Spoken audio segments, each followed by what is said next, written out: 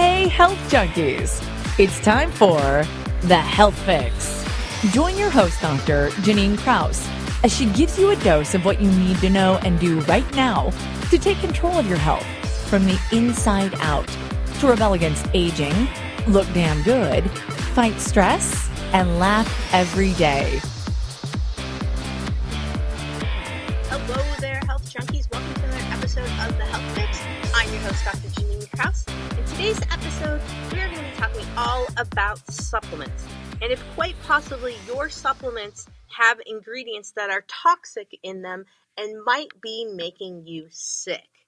So this podcast is dedicated to one of our podcast listeners and one of my patients, Stephanie. Thank you, Stephanie, for the idea.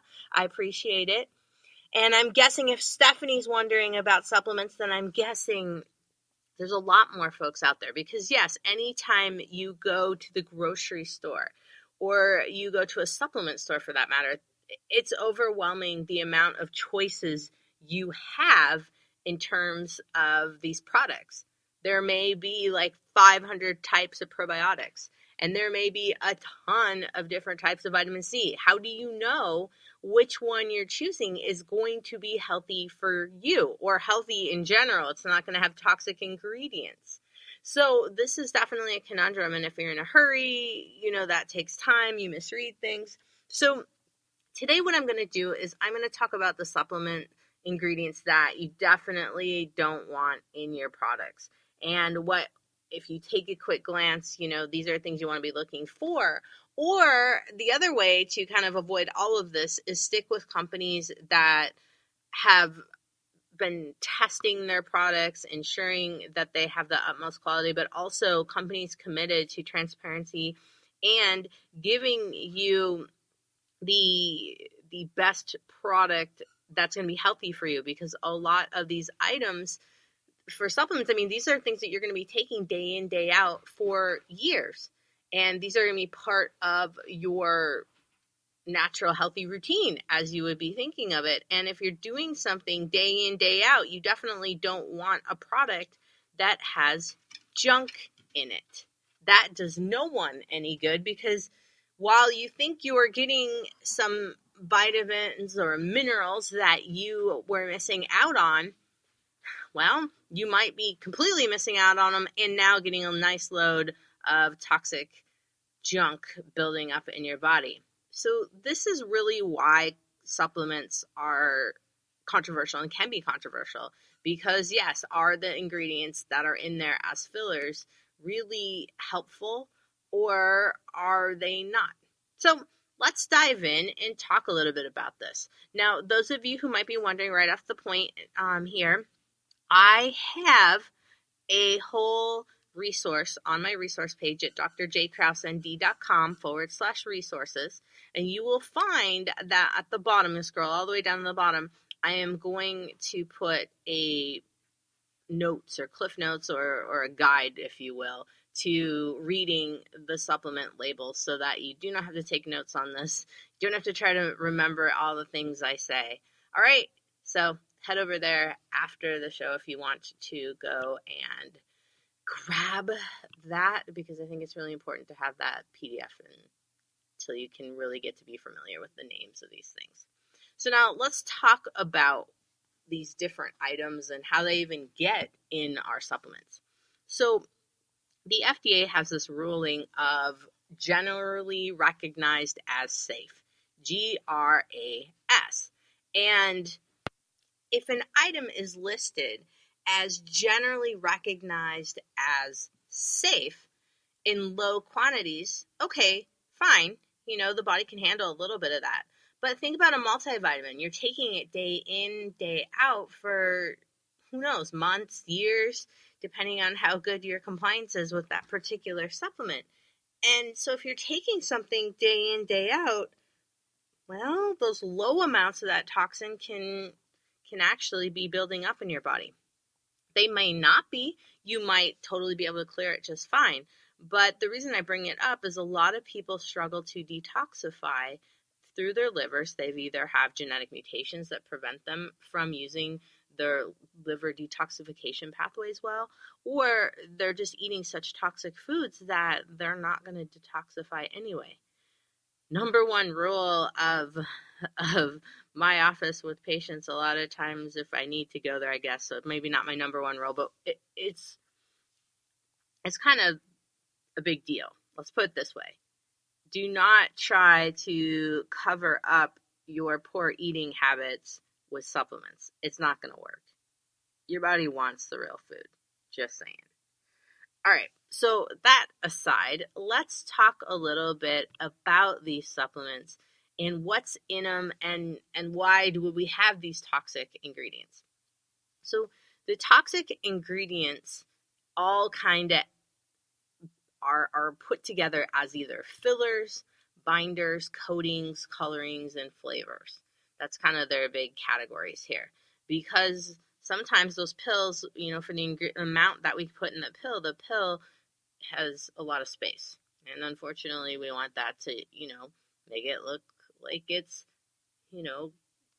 there's more in that capsule, because we have a society of wanting to see more and wanting to see things full. I mean, I think anyone really kind of does, because you want to make sure that you're getting what you paid for out of that product. And if you see a bunch of capsules that are half full, think about it. I mean, I would think the same thing. So all of these fillers and binders, coatings are not all toxic. There are ones that are non-toxic, and I will talk about that a little later in the podcast. So fillers, like I said, these are used to bulk up a product, so the actual product looks like there's more in there. And unfortunately, we have a lot of different things on the market, because the supplement market is really not that much different from the food market, in that there are fillers added to regular meats. There are fillers added to crackers and things of that nature too. Fillers are everywhere. So something to think about, because I think a lot of people think when you're taking supplements, you're doing something great for yourself. And you are, if you're using the right brands. Very similar to my podcast that I had about food quality and making sure you can identify in your foods toxic ingredients. The same fillers and binders that are used in food are used in supplements. So don't keep that umbrella of, I bought my supplements at the grocery store and I'm doing good for myself. Yes, you're trying, but let's just take it one step higher than that and really get those toxins out of there, so that you really can help yourself and allow these vitamins and minerals to get into your system. Because I think another thing that we don't think about is that if we have cheap vitamins that have toxins in them, are we even getting anything absorbed? Is our system more irritated because of the toxins that are in the supplement? So something to think about. Now, if you've been taking a cheapo vitamin C from the grocery store, don't panic. You just got to get your label out and read it, because there are some cheapo, as I call it, products out there that don't have a lot of toxins in them in terms of the fillers and binders and whatnot. But the problem is the source. So there's that too. You got to think about your supplements just like you think about your food. You want to find out the source, find out who opens the company, find out if they're doing testing on their products. And then you can go, okay, I can trust this company to make sure that I'm going to be getting quality supplements from them. If you can't figure out, if the company's gone through multiple owners, let's put it that way, and big companies, chances are there might be some corners getting cut eventually. I don't know. There are big companies that are out there as well that do pay attention to ingredients, and that's one of their big selling points. And so there's a lot to be thought about in that case. And like I said before, treat your supplements like you treat your food. Find the source, find out what's going on there, so that you know where they're sourcing their products from, you know where they're sourcing their fillers and binders from. And now that way you can ensure that you are taking supplements that are extremely healthy for you. And I'm going to give you a list of companies that I trust. Okay, binders. Talked about fillers. Let's talk about binders a minute. These are products that hold ingredients together in a tablet form, just so that it can keep the shape of that form. And they also can be used to add volume to a pill if the supplement is looking a little bit meek in its capsule. Lactose and sucrose, these are lactose is milk, sugar, sucrose is sugar, are oftentimes used as the binders. So anyone who's lactose intolerant wants to make sure that the label is saying lactose free or dairy free. Those of you who struggle with being diabetic or pre-diabetic, a lot of times I have people look at their supplements, because if you add up the carb-grams of the supplements throughout the day, this could be also adding a problem. So think about that. Now, coatings. There's coatings like gelatin, which are making the capsule smoother, making the gel cap smoother, and they're easier to swallow that way. Now, gelatin's usually made from animal products, so those of you out there that are vegan, you'll be wanting to look for cellulose capsules. And some companies just use cellulose capsules anyway, just to, I guess, for lack of a better term, have a more sustainable capsule, but also have one that's vegan, so suitable for everybody. Now, cellulose is really hard for us to break down. In fact, we don't really break it down. This is something that our enzymes are going to have to forego, I guess that's a better term. Cellulose is one of the main components. It's a sugar, and it's one of the main components in the cell wall of plants. And so that's part of that roughage in terms of humans, where we can't really break down cellulose. Our bacteria in our gut will work on it for us, and then we just kind of use it as fiber and flush it out the system. So cellulose is not a toxin, by the way, but its source can be an interesting factor. And one of the things to think about, if you see the label cellulose or in the ingredients, look, see if you can dive deeper into the company. Most of the time, birch or poplar trees are used for making cellulose, but sometimes not. It could be other items. So just make sure to read your labels and then contact the company if you're really wanting to know, because corn is often one of the biggies that's added to supplements, and in the form of maltodextrin. I'll talk about that in a little bit here. And if you have a corn sensitivity, that's another big thing to think about. Now, coloring and flavoring.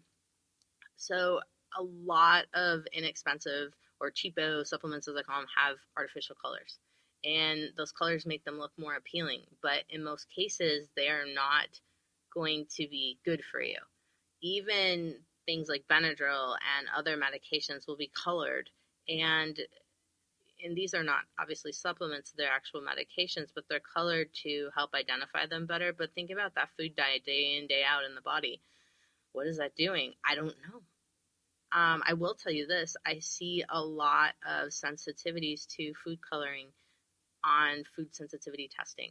Like, probably, I would say maybe a quarter of my patients. Even myself, when I had my food sensitivity testing done, I had some allergies to blue food coloring and red food coloring, which was interesting to me because I don't eat many things with food coloring. So I was trying to figure out where the heck would that have come from. And I look back through my supplements now. I can identify the source. So I went, it must have been something a long time ago. Something to think about there. Back when I was addicted to Fruit Loops as a kiddo. Could have been then. Don't know. All right, so let's talk about these food colorings. So FD and C, blue number 1. FD and C, blue number 2. Blue is a big one. I see that one a lot on tests. FD and C, green number 3. FD and C, red number 3. FD and C, red number 40. FD and C, yellow number 5. And FD and C, yellow number 6 are considered the most toxic of the colorings that I could find with my research. So looking at colorings, I think colorings just shouldn't be in supplements anyway. I think that's goofy. Who cares about what color your supplement is? So try, or just straight up avoid supplements that have food coloring in it. That's weird. You don't need that. Who cares about pretty supplements? You're just going to put them in, and their body's going to do something with it, and it's going to be done. BHT, butylated hydroxytoluene. This is a biggie. This preservative is in a lot of crackers and breads in addition to supplements. And really what it does is it enhances the shelf life of products and products that have some fats in them. And it's even a component in embalming fluid. Just going to put it out there. Just something to think about. We think about formaldehyde as being the main thing, but BHT can be in embalming fluid, and not. I think that depends on the formulation, and I'll have to consult with some of my resources that I have in my family about it. But yeah, it's been found to be in embalming fluid, so think about that one. Embalming yourself daily with your supplements.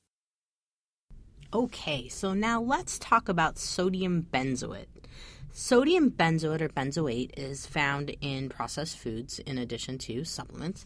And the reason it's on the list here is because it can actually convert to benzene if it's taken with ascorbic acid. And this has the potential to damage your cells and your DNA inside your cells. Nobody wants that. We've got enough of other things like environmental toxins that we can't control that are damaging our DNA every single day. So with sodium benzoate, I typically will try really hard to avoid every single product that has that in it. And just for sake of discussion, or maybe sake of thinking a little bit more about sodium benzoate, it showed up on one of my food sensitivity testings, and it came up as I had a mild sensitivity to it. And when I looked back through my supplements, I found it in one of my supplements that I had been taking, and it was one that was from a skincare line that I thought was a good company, but, well, it ended up in my bloodstream. And so how did it end up in my bloodstream? Well, our guts can be leaky, and we can get molecules of what we're taking across into our bloodstream. Now, we want molecules in terms of nutrients to get to our bloodstream so it can get to our tissues and our cells, but we don't want sodium benzoate in our bloodstream per se. That's not so great. And so it was enough to be every single day that my body actually formed an immune reaction to it. So I created antibodies to sodium benzoate, and that's not good. That makes me a little disturbed. So in my mind, I'm going, okay, I definitely want the cleanest supplements out there, because if it's in my bloodstream, that means that it's traveling around in my blood. And who knows where it's lodging and what it's doing to my cells and my DNA. So something to think about there in terms of perspective, that if you have a gut lining that can be compromised, such as in the case of leaky gut, you could be getting a lot more toxins into your bloodstream than you really want. And especially if it's in a supplement that you're taking day in, day out. Because like I said before, all of these things are considered GRAS, G-R-A-S, generally recognized as safe. But I don't think we really know if someone takes something day in, day out for years on end, if we can consider it safe, because of the compounded effect of taking it over and over again. All right, so sodium benzoate, avoid that, especially if it is in your supplement and your supplement also has ascorbic acid, because the two of those together can cause some really big troubles for you in terms of toxins. Now, my other biggest pet peeve in terms of supplements and in terms of toxic ingredients is soybean oil.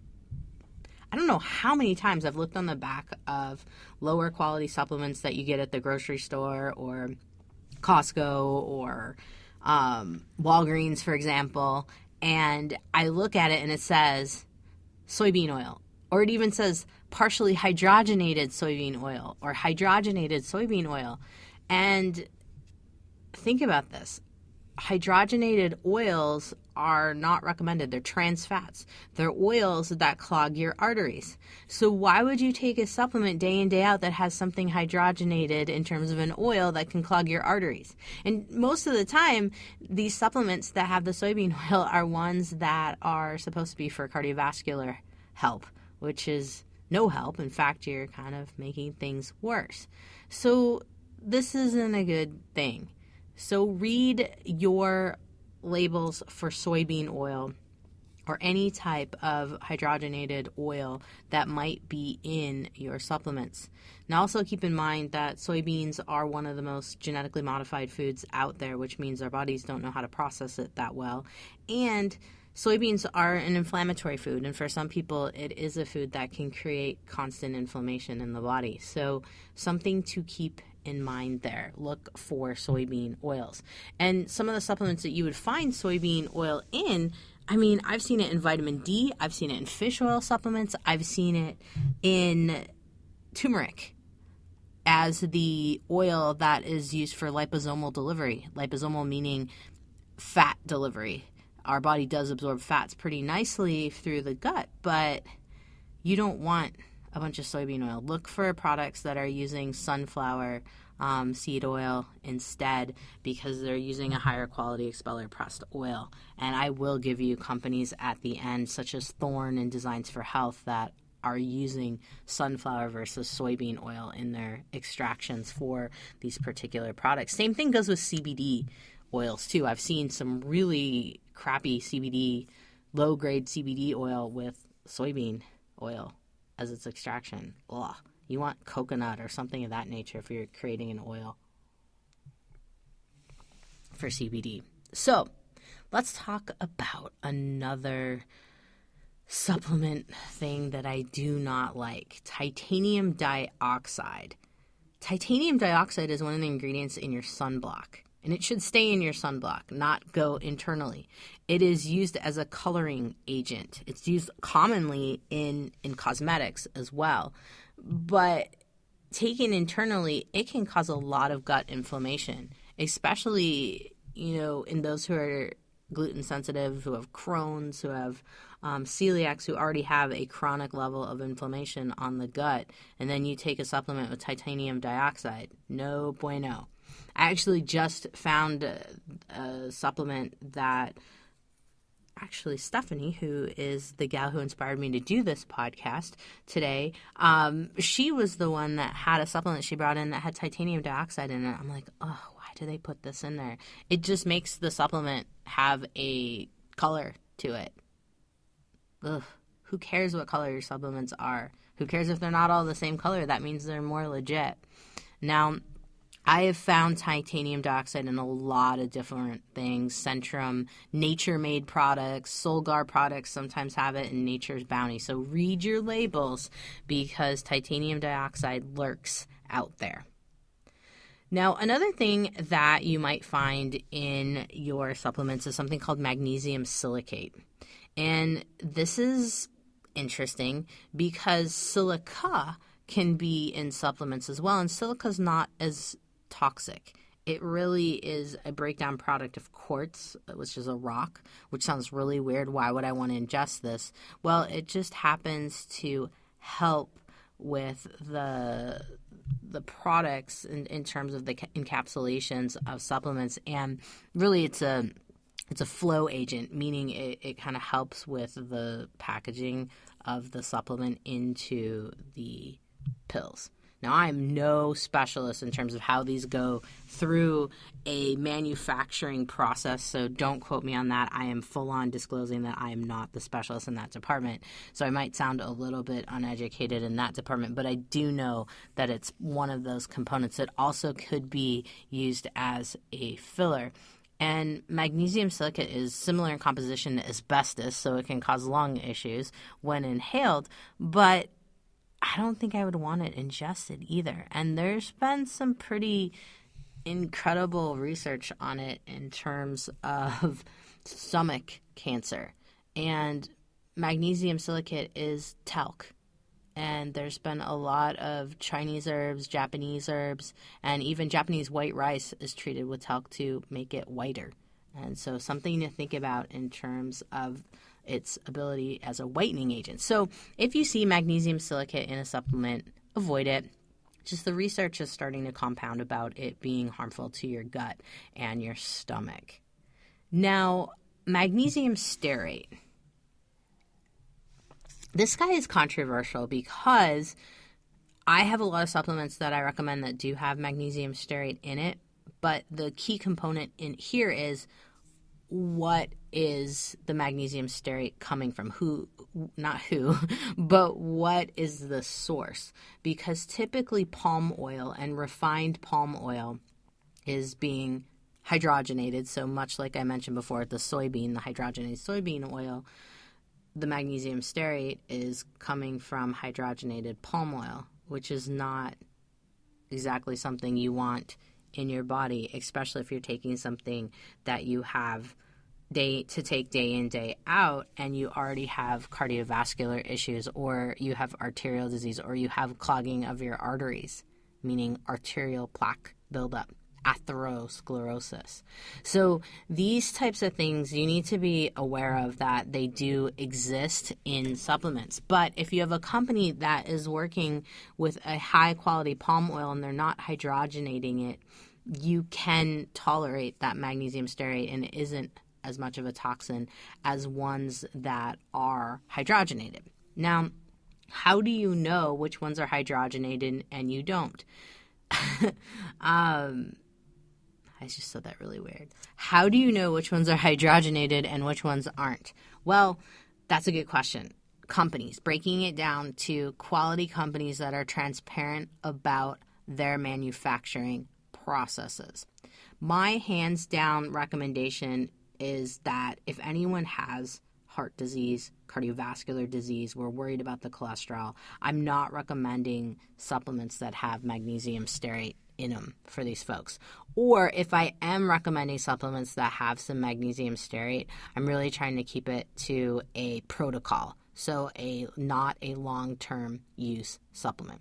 So what does that mean for all of you out there? If you are going to be taking something like a multivitamin or a probiotic or vitamin D or fish oil, and it's going to be something that you're going to take day in, day out, make sure it doesn't have magnesium stearate in it. Find one without magnesium stearate. If it's something with a brief protocol, like maybe you're going to take something for a month or 3 months, that's fine.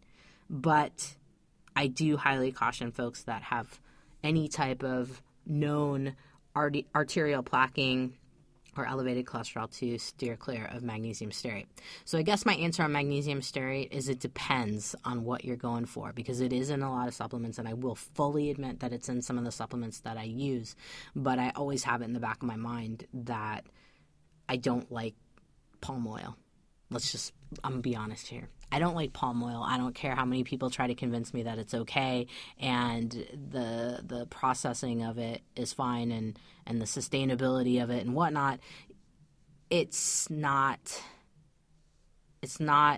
been researched to be a great oil, especially if you have issues with elevated cholesterol and you actually have clogging of your arteries. So there you have it. Use magnesium stearate with caution. Now, another ingredient in supplements that is considered somewhat toxic, however, it's based on corn. It's maltodextrin and cornstarch. You can often find those two in supplements. You can find in processed foods. You can even find cornstarch in baking powder. So the idea here is you want to be reading your labels if you have any corn sensitivity. Now, the other component here is trying to avoid genetically modified corn, because corn is very genetically modified. So if you read the label and it says organic and organic corn, okay, you're going to get a higher quality of corn, but what is this going to do to your blood sugars? You know, where does that maltodextrin fall in the label? Is it like one of the number one ingredients in your supplement when you read the ingredient list? Well, then it's a higher amount of maltodextrin than if it's at the end of that ingredients list. So something to think about. Do I think that maltodextrin and cornstarch are evil toxins that are more dangerous than some of the other ones I talked about earlier in this podcast? No. I'm just mentioning them, especially if someone has a corn sensitivity or someone is diabetic. These are things that you probably don't want in your supplement. Or if you're struggling with leaky gut, which most people have, or if you're trying to eat as clean as possible, or if you have autoimmune stuff going on, you want to avoid maltodextrin and cornstarch big time. Big time in kiddos too. I find that there's so many kid foods with maltodextrin and cornstarch in it, and then you add like Flintstones vitamins on top of it that have the maltodextrin in it, and it's like a huge hit for kiddos to have that much corn in the system. Because keep in mind, too, that if you're going to be taking something day in, day out, your body's going to respond to it over time. And these supplements could actually cause some of your symptoms. And so maltodextrin and cornstarch, I'd be worried about in folks who are diabetic, folks with skin issues, folks with autoimmune conditions. You might want to avoid maltodextrin and cornstarch in your supplements. So there's a couple more things that I want to note about toxins that are found in supplements. The big deal here is you want to know your company that you're getting your supplements from. I know a lot of people go on Amazon or they go to Costco and they just willy-nilly buy whatever's on sale. That is not the best way to go when you're looking for something that you're going to put in your body day in, day out. It's the same thing as food. I see some people eating super clean and they're doing so well for themselves, but then they're like, oh, I take Nature's Bounty or Nature Made, which are cheap supplements, cheap brands, Now brand, cheap brand. It's something that you want to be thinking about. Quality is a big deal. And I'm going to mention the brands that I recommend, and they'll be on my list of recommended supplements on my resources at drjkrauseND.com. So there'll be a link at the end of my podcast notes that'll direct you to my guide for how to find toxins in supplements and which companies I recommend for supplements because of their transparency, because of how they're owned. Because there's a lot of supplement companies that have been bought out by big pharma. That's just the way it is out there. They're left and right, or food companies. So I really like to stick with companies that are still independently owned and in control of their manufacturing processes and their commitment to overall health and safety of the folks who are taking the supplements. So that being said, herbs from China, that's a big deal. I only recommend supplements that are Chinese formulas, but the herbs have been grown in the United States. Evergreen Herbs is one of those companies. Mountain Rose Herbals, you can get a lot of Chinese herbs that are grown in the U.S. Heron, Heron, Botanicals, a lot of Chinese herbs that are actually grown in the U.S. Because, yes, importing herbs from China, there's high levels of arsenic and high levels of lead. By the way, just something to note, there's a lot of arsenic in rice, and there's a lot of arsenic in wine, too.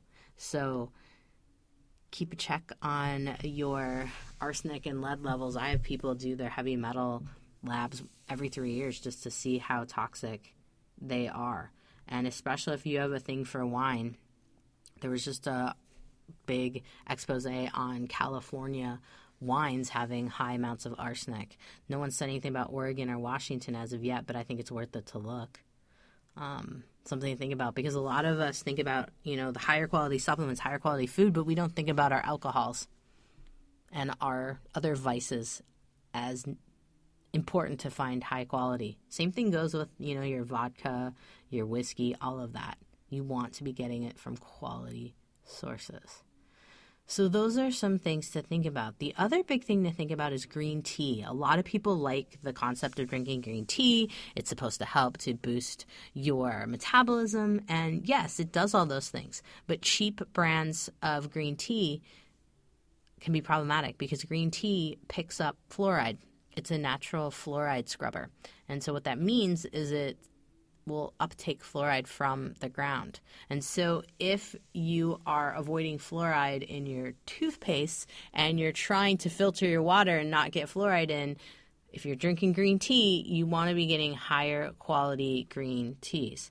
And I'm talking about tea shop qualities, or Mountain Rose Herbals, great company there, or Silk Road Tea in Victoria, British Columbia. Those are higher quality green teas. So things to think about.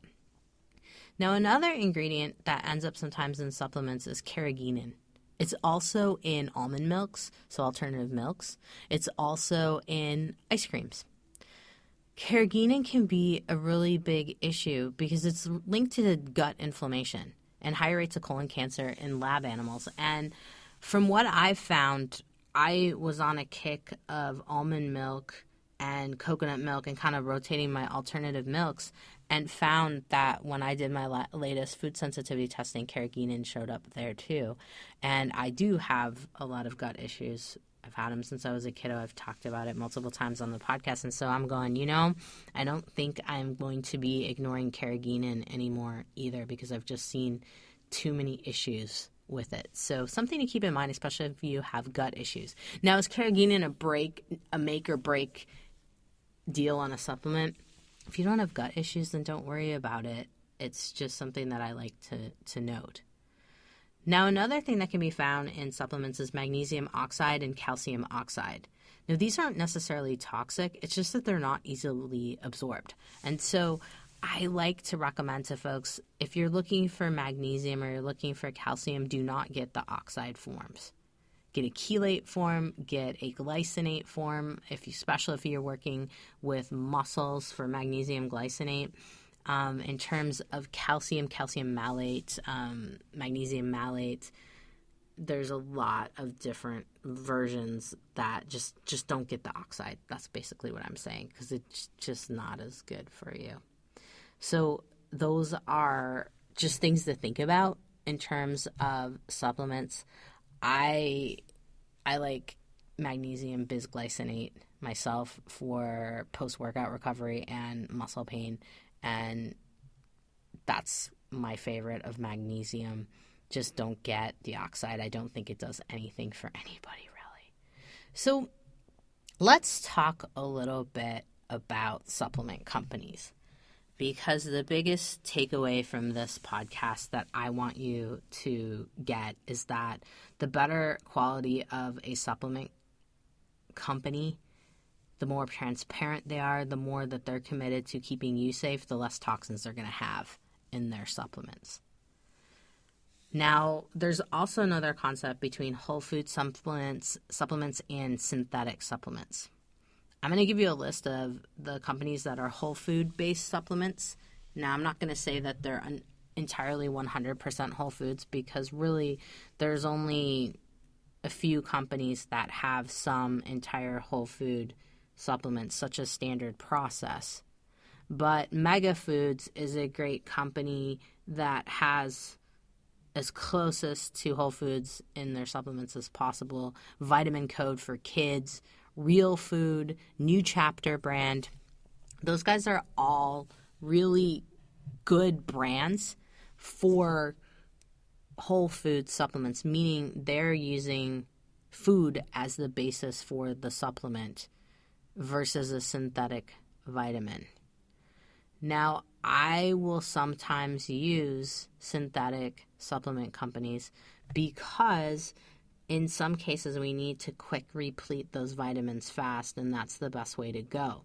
Some people don't tolerate synthetic vitamins. If you don't tolerate synthetic vitamins, and a lot of people are like, well, what the heck does that even mean? Higher dosages of B vitamins, like a B complex, those are going to be all synthetic.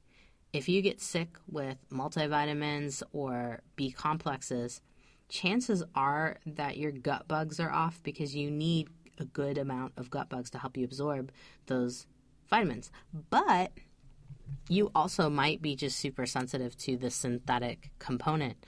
B12 and folate also can be an issue. Methyl B12, methyl folate. So these are things to think about. Your body might have trouble processing those. So I recommend folks who have trouble with the synthetic vitamins that have the higher amounts of B12, the higher amounts of B6, B3, B1, to look for companies like Standard Process.